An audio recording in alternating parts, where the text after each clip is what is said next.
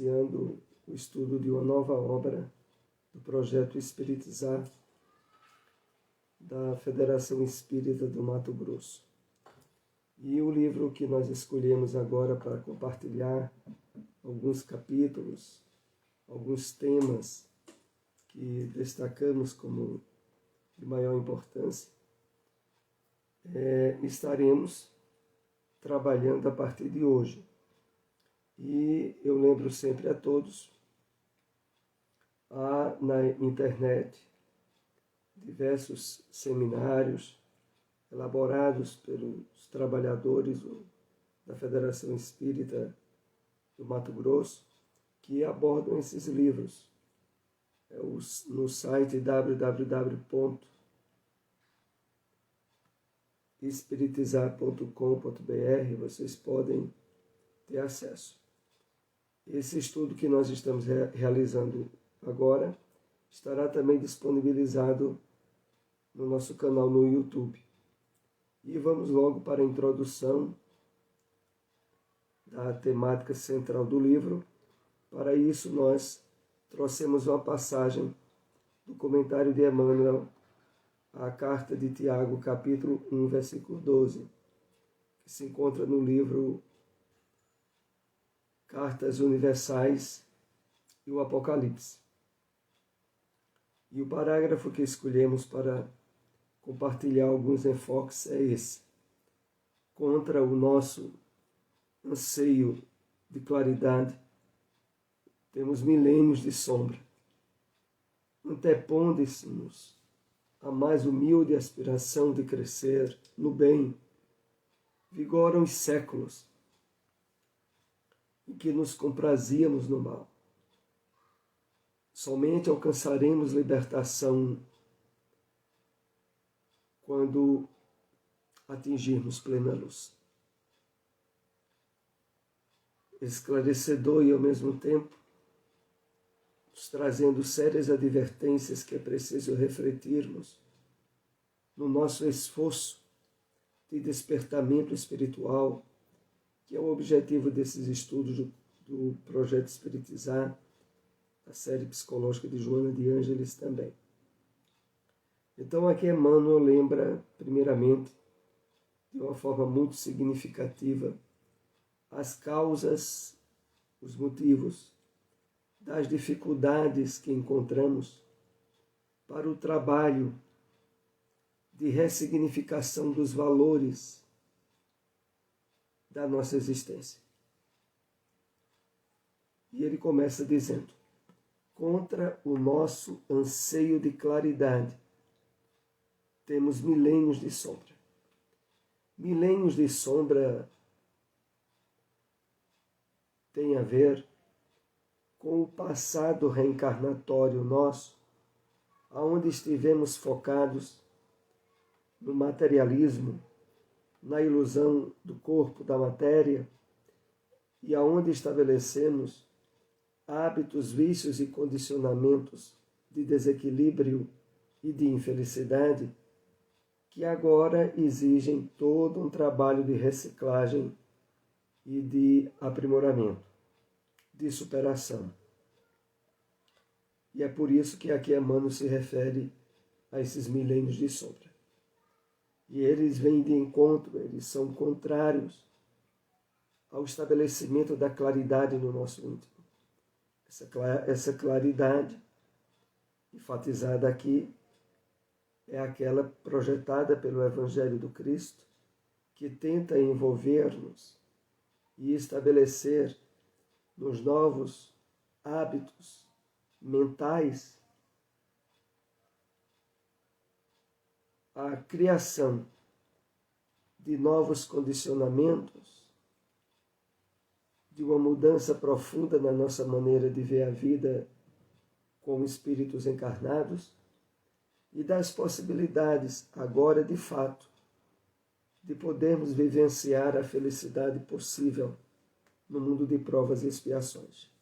Continuando, Emmanuel diz: antepondo-se-nos a mais humilde aspiração de crescer no bem, vigora os séculos em que nos comprazíamos no mal.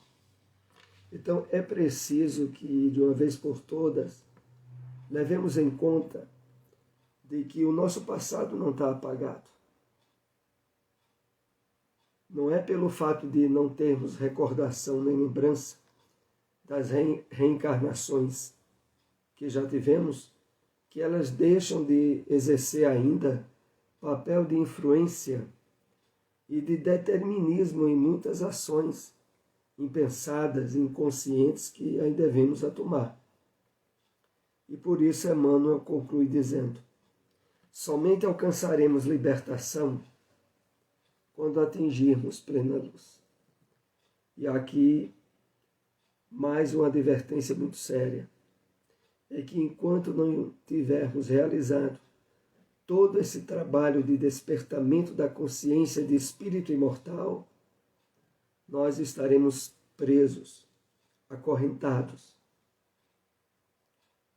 às ilusões do corpo, ao imediatismo da vida em termos materiais, e profundamente infelizes por não termos ainda tomado posse do título de Filho de Deus, trazido pelo Cristo e ensinado a nós através do seu Evangelho.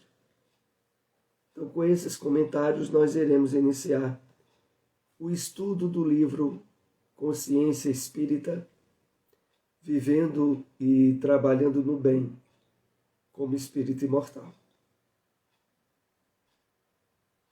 Nesse subtítulo que aqui está destacado, que faz parte da capa da obra, já tem algo importante para aqui abordarmos.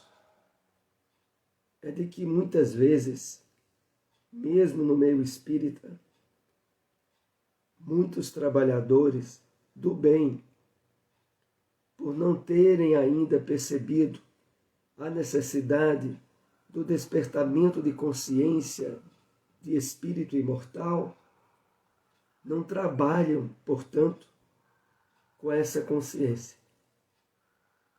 E isso, não poucas vezes, resulta em atividades frustrantes, em desencarnações de desequilíbrio, em retorno à vida espiritual, ainda com espaços presentes de angústia, de desequilíbrio e às vezes de contrariedades inúmeras. Então é sobre isso que nós estaremos começando a tratar a partir da apresentação da obra e da análise do primeiro capítulo dela. O grande objetivo do Centro Espírita é a promoção do espírito imortal. No movimento espírita, ainda estamos focados nas questões circunstanciais da vida. Vamos refletir um pouco sobre esse parágrafo inicial da apresentação da obra. Quando diz aqui que o grande objetivo do Centro Espírita é a promoção do espírito imortal, essa primeira frase ela já tem um impacto muito grande, porque as atividades no Centro Espírita objetivam um diferenciamento profundo das atividades religiosas de qualquer outra instituição cristã ou não cristã. Porque o enfoque do próprio nome que é dado, Centro Espírita, faz uma referência profunda à essência do que ali vai se dar. É um centro, é um local de união de valores, de objetivos e de forças espirituais, que tem a característica espírita. Claro, sempre bom fazermos a diferença profunda que existe entre espiritismo e espiritualismo. Espiritualista são todas as religiões que acreditam ou ensinam, qualquer uma doutrina que ensina que no homem existe algo além da matéria. Então, o católico, o evangélico são espiritualistas. O budista é espiritualista. Mas a diferença maior é essa. É que o espírita, ele é espiritualista e, ao mesmo tempo, é adepto da doutrina espírita, que tem aprofundamentos e detalhes que as demais religiões não têm. Então, o objetivo maior do trabalho, das atividades no centro espírita, é a promoção do espírito imortal. Como é isso? É a divulgação, é o estabelecimento de forma clara de que o espírito encarnado, ele em essência é espírito. E para que esteja sendo trabalhado esse despertamento de consciência espírita, é imprescindível que o próprio espírita tenha uma atitude e desempenhe atividades no centro espírita, percebendo-se como tal. Senão, facilmente ele cai na tendência de hábito e de condicionamento de antigas religiões onde ele esteve envolvido.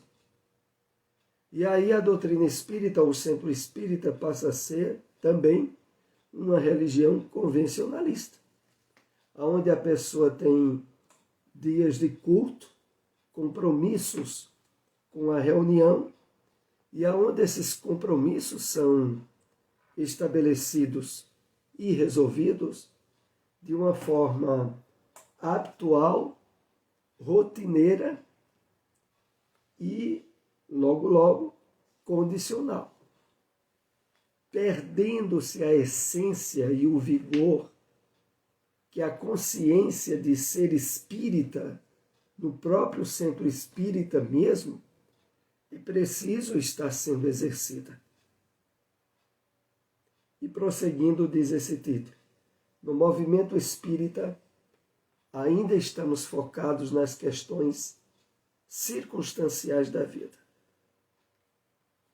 Aqui é feita a referência de que, no movimento espírita, que é o movimento onde as pessoas adeptas ao espiritismo tentam expressar no relacionamento os conteúdos da própria doutrina, muitas vezes acabam se focando nas questões circunstanciais, passageiras,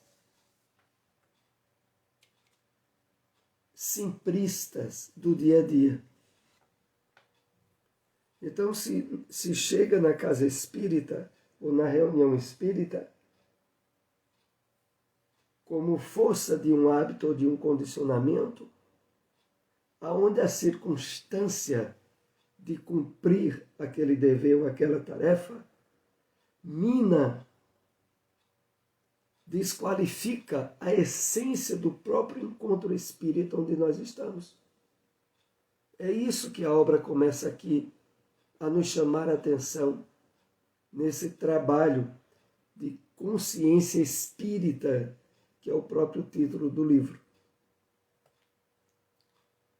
As questões principais, que são as existenciais, ou seja, a conexão com as leis divinas em nossas consciências, e a prática das virtudes, são colocadas em segundo plano. Veja só o resultado de não se colocar as questões existenciais acima das circunstanciais.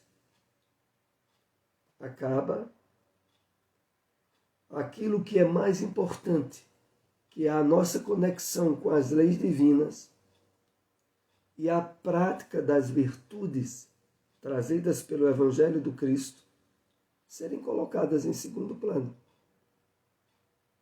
Em primeiro plano ficam os compromissos com a casa espírita, que pode englobar atividade de evangelização pública, atividade de evangelização infantil, pode abrigar trabalhos sociais, como campanha do quilo, pode abrigar trabalhos mediúnicos, mas todos esses compromissos exercidos sem a consciência espiritual desperta, sendo realizados por mero mecanismos de condicionamentos, a semelhança daqueles que já tínhamos quando frequentávamos reuniões ou doutrinas cristãs ou não cristãs do nosso passado.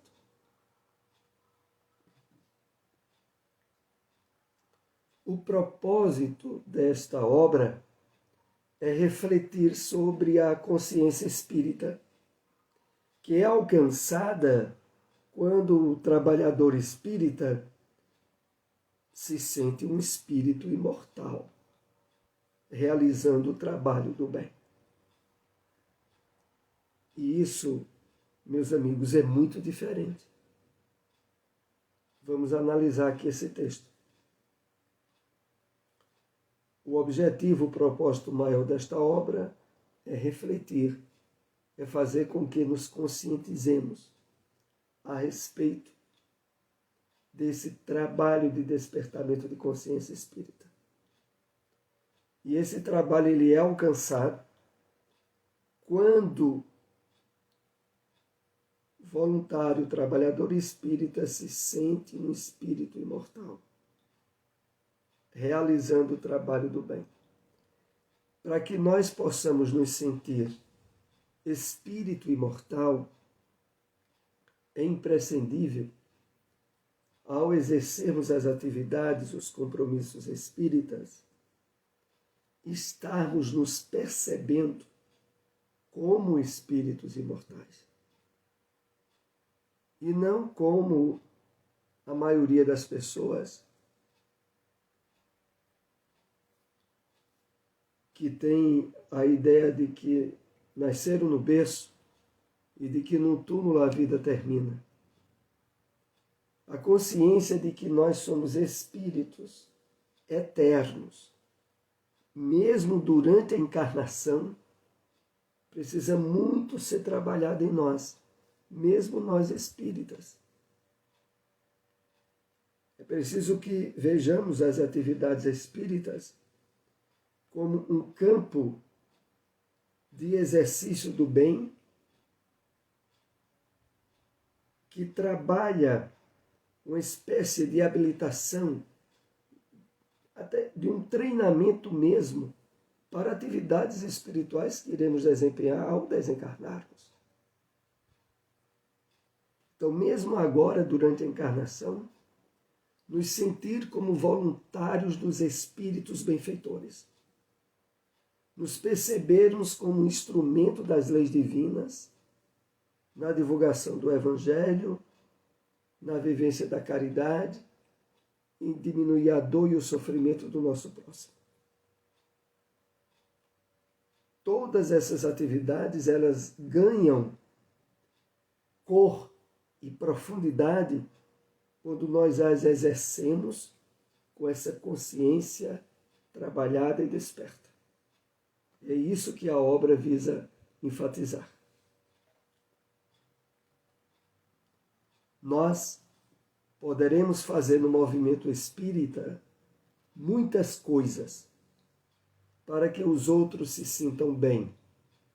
Gerarmos muita filantropia, atendendo pessoas carentes, espíritos desencarnados, evangelizar crianças, jovens, adultos e estarmos descuidando das próprias necessidades evolutivas.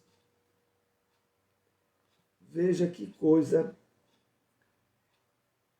aparentemente contraditória, como se usa mais o termo paradoxal, porque nós podemos estar envolvidos em uma série de compromissos espíritas mas exercendo eles de forma condicionada, habitual, aonde a consciência do que estamos ali realizando passa longe. E mesmo que essas atividades tenham um campo grande de multiplicidade. Vejamos por quê.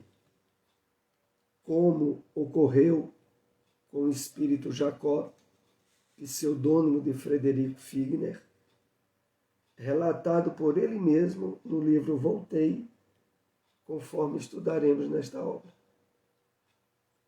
Então, o grande exemplo de Frederico Figner, relatado no livro Voltei, é uma advertência muito séria para qualquer um de nós espíritas.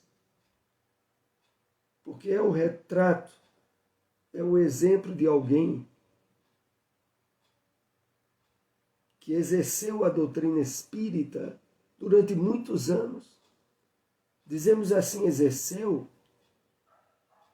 porque a frustração que temporariamente o Frederico Figner teve ao retornar ao plano espiritual foi de constatar que na série de compromissos, e não eram poucos que ele tinha nas suas atividades espíritas, ele as fazia de forma maquinal.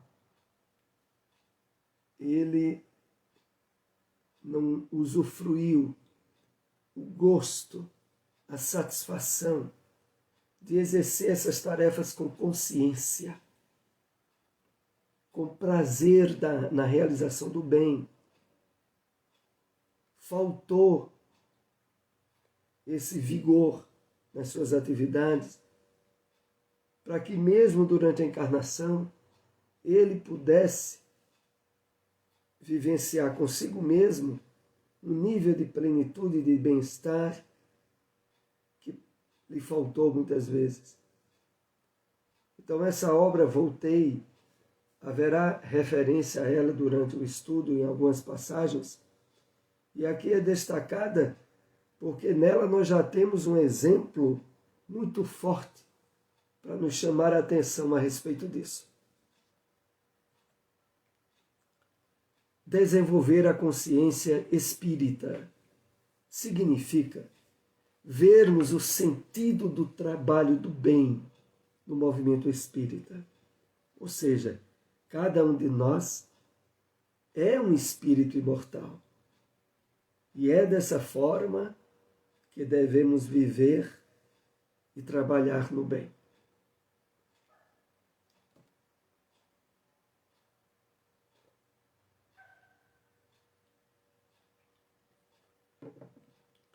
Então, vermos o sentido do trabalho no bem, no movimento espírita. Isso é imprescindível. E mais do que nunca, urgente de estar sendo praticado.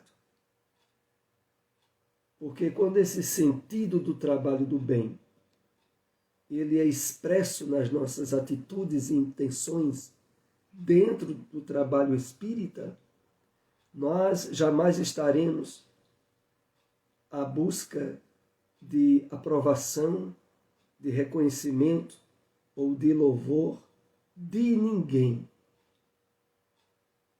Nós estaremos exercendo a caridade da forma mais desprendida e profunda possível, aonde a própria sensação planificadora de fazer o bem estará sendo desenvolvida e trabalhada conosco mesmos ao longo das nossas atividades.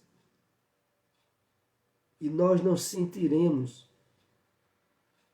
como rotina a série de compromissos que exerceremos e exercemos semanalmente numa instituição espírita. Cada vez que a ocasião nos oportunizar isso, nós iremos com um sentido de gratidão íntima que diferencia todo o trabalho que nós viemos a fazer. Imaginemos aqui que, distante desse trabalho de conscientização espírita, vez ou outra, nós podemos encontrar no movimento espírita aqueles que se sentem frustrados, porque se dedicaram muito a uma casa espírita, a um trabalho que foi ali exercido, e que foi alvo de ingratidão ou de ausência de reconhecimento dos trabalhadores da casa. E isso abriu portas a um ressentimento, ao melindre, às vezes, inclusive, ao afastamento da própria casa espírita. Esse tipo de situação só vem a ocorrer porque houve ausência desse trabalho de consciência espírita no momento em que foi exercido por aquele trabalhador. Então, voltando aqui ao texto, cada um de nós é um espírito imortal.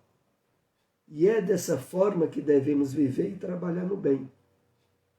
Porque trabalhar no bem na casa espírita, sobretudo, tem que ser sentido e percebido como um trabalho a Jesus, aos espíritos benfeitores, e não aos representantes de uma instituição espírita ou da própria instituição. Nós devemos ir motivados ao exercício da caridade nos seus vários aspectos na casa espírita, com a consciência de que nós fazemos para o Cristo. Indiretamente para trabalhadores de um centro, indiretamente para pessoas que são ajudadas pelo centro espírita, indiretamente ao próximo, mas profundamente ao Cristo. Quando isso está sendo trabalhado de forma consciente, nós nos livramos de ingratidões, de desfeitas, de aborrecimentos nos relacionamentos na casa espírita, que vez ou outra ocorrem. Afinal de contas, não poucas vezes, na casa espírita, reencontram-se espíritos que já não se bicavam muito bem no passado, que já tinham suas arestas de desentendimento. E agora, quando um deles exerce uma posição de diretoria, de coordenação numa casa espírita, e o outro de mero voluntário, situações às vezes conflitivas provenientes do passado ocorrem, como ocorrem em nosso lar, na nossa família, em qualquer ambiente onde nós estivermos. Mas se o trabalho que estivermos fazendo na casa espírita for para o Cristo, não há problema nenhum com desfeita, com ingratidão.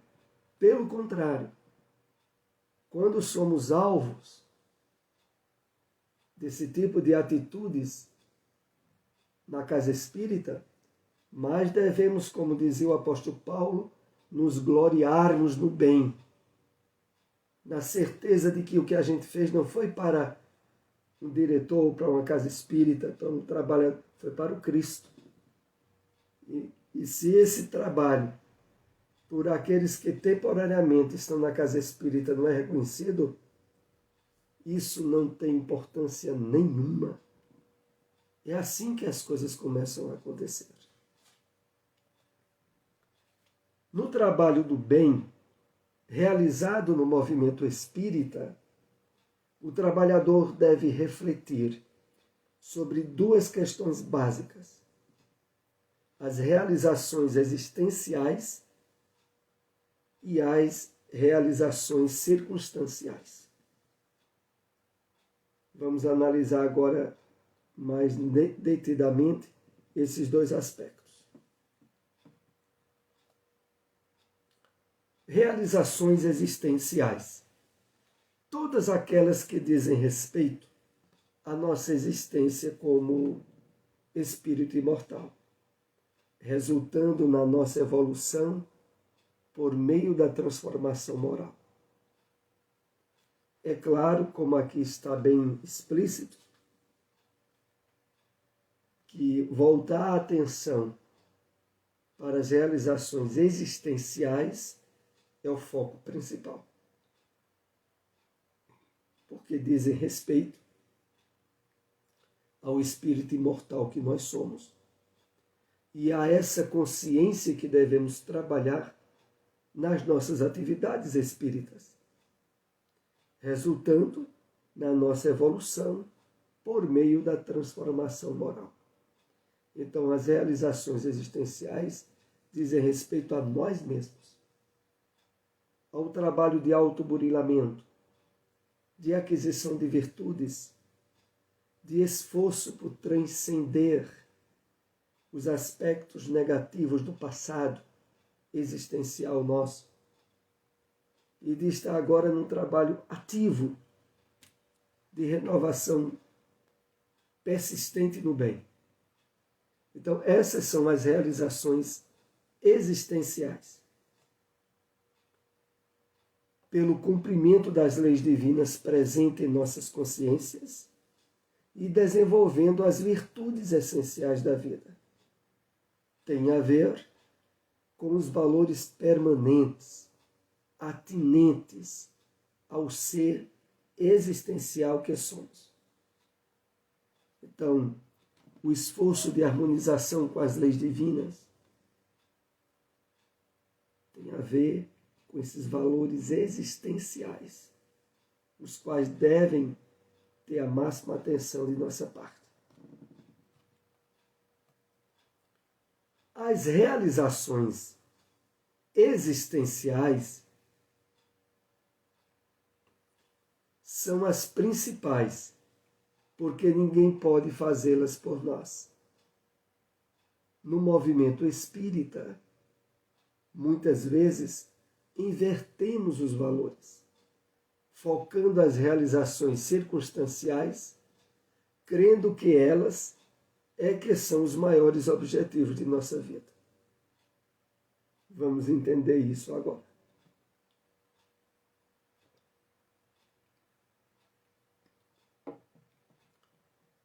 As realizações existenciais são destacadas e são as principais porque ninguém pode fazê-las em nosso lugar. É o trabalho, como dissemos, do autoburilamento, da aquisição de virtudes, do despertamento de consciência. É um trabalho nosso.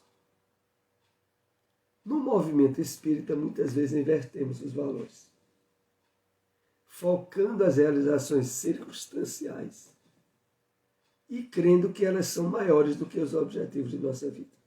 Então, essas realizações circunstanciais do movimento espírita são os compromissos com as atividades que temos na casa espírita, compromissos com as tarefas assistenciais, com a divulgação em palestras públicas, com o trabalho de campanha do quilo. Todas essas atividades, mesmo na casa espírita, são circunstanciais. E por que são? Porque podem ser substituídas por outras pessoas no nosso lugar. As existenciais, não. Ninguém pode substituir o trabalho de aprimoramento íntimo que temos que fazer conosco mesmos. Mas as realizações circunstanciais podem sim ter substitutos. Realizações circunstanciais, as várias atividades que realizamos no movimento espírita, visando o nosso aprimoramento espiritual, pelo esforço no trabalho do bem. Não é que as realizações circunstanciais não tenham sua importância e valor. Elas têm, mas elas são aspectos externos daquilo que primeiramente devemos ter trabalhado dentro de nós. Para que as realizações circunstanciais não se tornem projeções do nosso ego, não passem a ocupar um lugar de prioridade sem estarmos fazendo um indispensável trabalho íntimo conosco, de esforço de melhoramento moral e de harmonia com as leis divinas. Porque, às vezes, e isso é o exemplo do Frederico Figner, a pessoa está tão envolvida com as atividades externas na casa espírita e que voltamos a dizer, são nobres, mas não pode ocupar o espaço nem a importância do trabalho das realizações existenciais, que são transitórias, as circunstanciais, e transferíveis. Ou seja, outras pessoas podem nos substituir em situações em que estejamos impossibilitados, transitória ou definitivamente, como nos casos de desencarnação ou deserção da tarefa. Então, as atividades circunstanciais, outrem pode nos substituir. Por mais bem feitas que estejam sendo realizadas por nós. É isso que aqui é feito destaque importante. Vamos aqui para o último slide do nosso estudo dessa noite. Apesar de outras pessoas poderem fazer em nosso lugar o trabalho do bem, essas realizações são fundamentais para adquirirmos virtudes essenciais da vida, indispensáveis para as realizações existenciais. O enfoque, que esse assunto ainda vai ser concluído no nosso próximo encontro, é de que estarmos habilitados, a consciência espírita desperta nas atividades em que nos envolvemos, não só irá qualificar o próprio exercício dessas atividades, como farão com que nós sintamos-nos gratificados de imediato e não precisemos receber aprovação, destaque ou louvor de ninguém, porque elas já estarão como uma decorrência do trabalho de consciência que exercemos conosco mesmos. Então, esse capítulo, que é o capítulo 1 que nós estamos analisando agora do livro Consciência Espírita, será concluído no nosso próximo estudo. Lembramos que o vídeo estará disponibilizado no nosso canal no YouTube. Dúvidas ou perguntas a respeito do tema, deixem aí que procuraremos responder. Também pedimos àqueles que nos acompanharam aí pelo Facebook a possibilidade de compartilharem esse vídeo. Agradecemos, até o próximo estudo.